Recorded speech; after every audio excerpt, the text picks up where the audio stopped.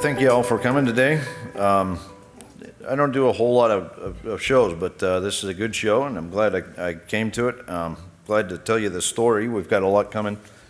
We're focused in Northwest Australia, TSX listed company. We're kind of an outsider in Australia, so fortunately they've treated me pretty well. But we were formed about, 6 years ago. Newmont owns just under 20% of Novo. A gentleman named Mark Creasy, who's a well-known prospector in Australia, who helped me put together the land package. He owns 12% of the company. We're tightly held. We've got about 93 million shares out. We traded $1.10. Done pretty well. We have about $4 million in cash. We survived the downturn. It was a tough slog, but we've got a very exciting project that's really helped us get through this. On this map, you can see our claim holdings. By the way, we have a booth here, of course, and if you want a copy of this presentation, we have some available. We have two large land holdings. One of them we call Beaton's Creek, which is on the left side. The other we call Blue Spec, which is this collection of properties to the east on the right.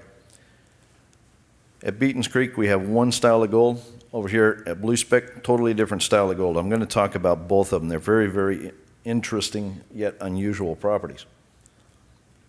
At Beaton's Creek, we have a style of gold deposit that's only seen a few places around the planet. It's hosted by conglomerates. These are beds of sedimentary rock, large boulders.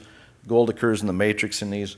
They're flat lying here, and they cover an extensive area. They're on the order of a meter, maybe 2 meters thick.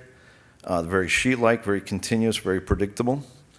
And of course, they're near surface. So what we've done here is we've explored this near surface package of rock for continuity and grade. And we've demonstrated that there is a potentially economically viable deposit here. This is the bed of conglomerate that's exposed in the trench. Here it's about a meter point, maybe 2 meters, 1.2 meters thick. The boulders are up to almost a meter in diameter in places. The gold occurs in the matrix. This is a piece of matrix material in my hand. When you crush it, you pan it, you can get coarse gold out of it. It comes out readily. It's all free gold. What we found when Newmont joined us, we did some technical work that demonstrated most of the gold is coarse, easily recoverable by gravity processing. So we are actually focused on putting together a small mine that implements gravity recovery. In 2014 and 2015, we explored the margin of the basin. So we drilled out an area. This is about 3 kilometers across here. We drilled out this kind of horseshoe-shaped area where all these beds come to surface. So basically, our resource target area was within, say, 20 meters of surface. Through that work, we put together a model of the reef system around the margin of the basin here. These are flat-lying beds that underlie all these ridges and spurs. The beds continue out into the basin for some ways. We don't know how long, but that's the big prize here, is that we think that this system, which Jay talked about a bit, I'm not going to go into the details of the model, but we think this system could be open for quite a ways down into that basin. So very large target. That's why Newmont took their interest. This shows grade distribution across that target. The old shoreline of the basin used to be through here, and here we got a stack of reefs, up to 4 or 5 of these things stacked together. Further out in the basin, they all compact down onto one surface. They turn higher grade out there. There was an old offshore shoal like off the beach. So we got some very, very high grades through here.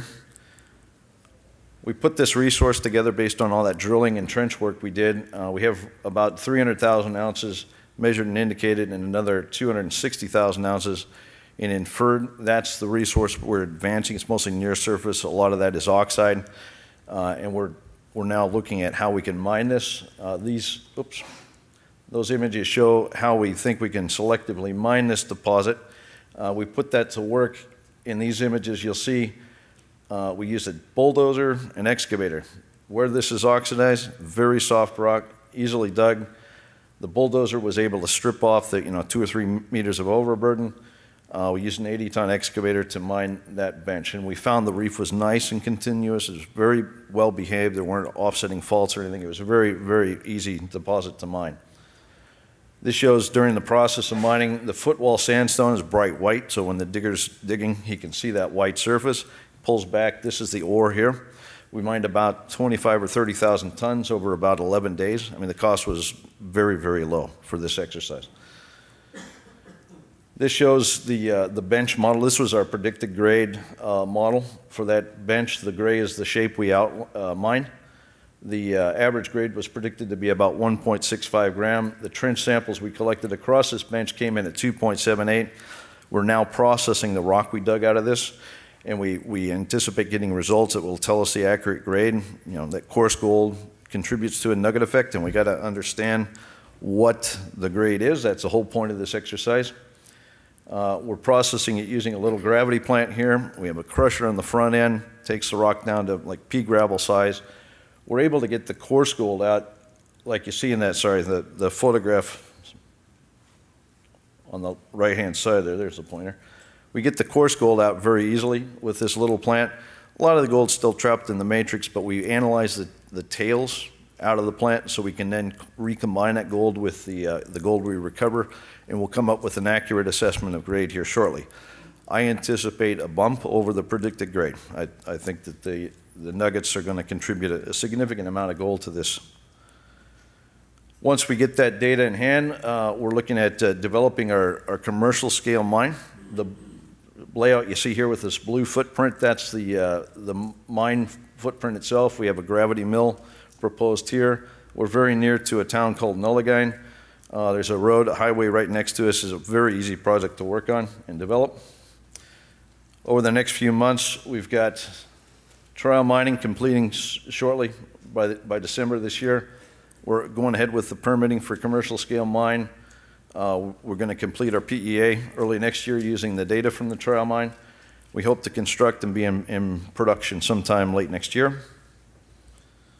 By the way, the capital, it looks like it could come in around maybe 25 million US, so it's a very low capital exercise. Big upside on the property. This is what we've drilled out. The down dip sulfide, near surface sulfide is a low-hanging fruit, if you will, in exploration. But the basin out here is a great unknown. We think there could be a very sizable deposit out into the basin. Okay, now I'm going to take all of 2 minutes and 30 seconds to talk about our Blue Spec project. Beaton's Creek was over here. That's what I just talked about. Now I'm going to talk to you about a totally different style of deposit right next door to us. It's amazing you get juxtaposition of two deposits like this. But that little blue line that you see going through there with all the red stars on it, it's a major structural break in a basin, another basin, a sedimentary basin that's slightly older than the one at Beaton's Creek. Yet it is also very prolific. It's very gold rich. What I've got here, this is a little hard to see. Like I said, you can grab a presentation at our booth, but this is a long section showing what's been drilled to date. You can see just a little area here, and there. That's it. Nobody's explored this thing systematically along strike. We think there is a lot of potential. The mineralization consists of stibnite, which is an antimony mineral, and native gold. It's very rich stuff, very, very high grade deposit. The company that had this previously, they went bankrupt. I was able to pick it out of bankruptcy for about $2.80 an ounce. It has about a 220,000 ounce resource. It's a very good deal. We've since consolidated some more land around it. We've put together a very, very good picture here. What you see are the areas that have been drilled. This is called Gold Spec over here. This is the Blue Spec. There was a small historic mine here. Everything below those is all resource. It's about 220,000 ounce JORC resource at about 16 grams per ton. That's fully dilute. It's also got quite a bit of antimony, like I said.